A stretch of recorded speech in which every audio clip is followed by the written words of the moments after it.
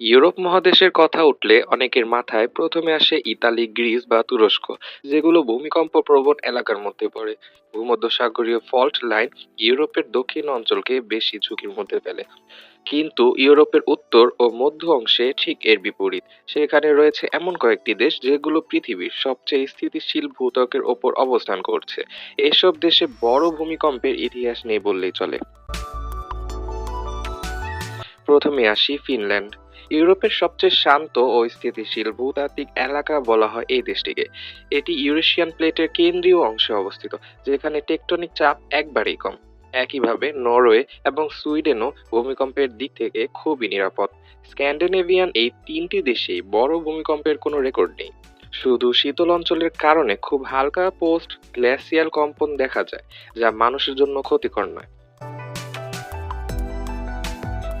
এই অঞ্চলের আরেকটি নিরাপদ দেশ হলো ডেনমার্ক। ইউরোপের ভূমিকম্পমুক্ত দেশের তালিকায় এটি প্রায় শীর্ষস্থানে থাকে। দেশটির নিচে কোনো সক্রিয় ফল্ট লাইন নেই, আর টেকটনিক প্লেটও এখানে স্থির। ফলে বড় কম্পনের সম্ভাবনা প্রায় শূন্যের কাছাকাছি। ইউরোপের বাল্টিক অঞ্চলও খুব স্থিতিশীল। এস্তোনিয়া, লাটভিয়া ও লিথুয়ানিয়া এই তিনটি দেশে বড় ভূমিকম্পের ইতিহাস নেই, কারণ পুরো অঞ্চলটি ইউরেশিয়ান প্লেটের কেন্দ্রে, যেখানে গভীর মাটির নিচে বড় কোনো চাপ জমা হয় না। রাজধানী রিগার মতো ব্যস্ত শহরেও সিসমিক ঝুঁকি নেই বললেই চলে। এছাড়াও আয়ারল্যান্ড ইউরোপের সবচেয়ে নিরাপদ দেশগুলোর মধ্যে একটি। এর অবস্থান এমন জায়গায় যেখানে কোনো বড় ভূগর্ভস্থ প্লেটের সংঘর্ষ নেই।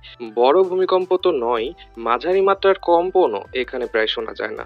লুক্সেমবার্গ ও বেলজিয়ামও পৃথিবীর সবচেয়ে কম সিসমিক অ্যাক্টিভিটি থাকা দেশগুলোর তালিকায় পড়ে, যেখানে বড় কোনো ঝুঁকির প্রমাণ পাওয়া যায়নি।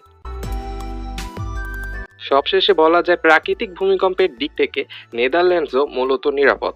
যদিও গ্যাস উত্তোলনের কারণে মানুষের তৈরি কিছু ছোট কম্পন দেখা গেছে, তবে প্রাকৃতিক ঝুঁকি প্রায় নেই।